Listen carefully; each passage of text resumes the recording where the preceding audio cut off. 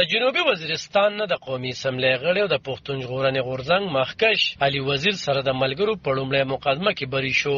دا هغه مقدمه چې د کال 2020 د دسمبر په 8 په کراچۍ کې د جلسې وروسته د مشرانو په ضد درج کړې شوې وه. علي وزیر په دې مقدمه کې په 14 دسمبر په پیښور کې پولیسو نیولې وو او 3 ورځې وروسته بیا کراچۍ ته راوستل شوی وو. د علي وزیر وکیل قادر خان اډوکیټ نن د 9 پروز میډیا ته تایید وکړو چې علي وزیر د ترهګرۍ په ضد 12 نمبر د کال 2020 په مقدمه کې سره د 12 ملګرو بری کړو. په خبرو کې نوموړي ویل چې عدالت په خپل فیصله کې ویل کوم ثبوتونه چې د پراسیکیوشن یعنی سرکاري وکیل سره وو هغه په معیار پوره نه وو او عدالت ویل چې ناقصه ثبوتونه وړاندې کړی شو او اصل ډیوایسونه نو پیش کړی شوی او ترجمه هم مشکوکه وه ځکه دوی بری کړی شو. په یاد مقدمه کې په 8 اکتوبر دلایل پوره کړی شو او په 22 اکتوبر پکې د فیصلې ورولو لپاره نیټه ټاکل شوی و.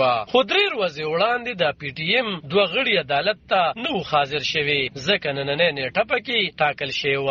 علي وزیر په داسې حال کې بری کړی شو چې د پښتنو وخت په وخت علي وزیر او نور غړو د خوشی کولو لپاره احتجاجي مظاهره او په کراچۍ کې پرلط خوم کړي وو. ولس د علي وزیر په مقدمه کې په سند صوبه کې د پیپل پارټي په صوبایي حکومت او په اوسنی مرکزی حکومت هم نیوکه کولې. خو صوبایي او مرکزی حکومت په دغه لړ کې درس پل کړو چې دغه مقدمه په عدالتونو کې روان دي. 2 ورځې په لاهور کې د اسمه جهانگیر کانفرنس کې هم منظور پښتين د علي وزیر په خوشی کولو خبره کړې و.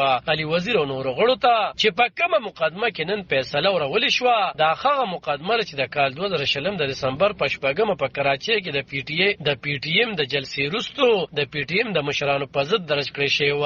علي وزیر په دې مقدمه کې په 14 دسمبر په پیښور کې پولیسو نیولې او 3 ورځې وروسته بیا کراچۍ ته راوستل شوی. په 1 دسمبر د کراچۍ پولیس جلسې ته په وینا کوونکو دا مقدمه درج کړې و چې پکې د منظور پښتين علي وزیر او محسن داوړ هم شامل وو. په مقدمه کې ویل شوی چې دوی د ریاستي ادارو فوج رینجر او پولیس په ضد سپکه د شرط نه ډکه او ناوړه جبه کارولې و. په یاد مقدمه کې د پاکستان سپریم کورټ تیر کال د نومبر په میاشت کې علي وزیر ته ضمانت ورکړی و. خو دغه مقدمه په مخال په هغه پسې په کراچۍ کې 3 نور مقدمه راوستل شوې وي چې پکې وخت په وخت د هغه ضمانتونه منظور کړی شو او په کراچۍ کې ورته ورسته مقدمه کې په 13 دسمبر ضمانت ترلاسه شو. خو دا وخت د نوموړي په ضد د میرانشاه په مقدمه کې د پیښور های کورټ د بنو په رجستري کې اوریدنه روانه ده او د ضمانت په خاصه په 3 اکتوبر اوریدنه شوی. خو عدالت د اوریدنه ځنډول او بل نیټه پکې لعنت ورکړی شوی. علي وزیر د کال 2020 راسي د کراچۍ په مرکزی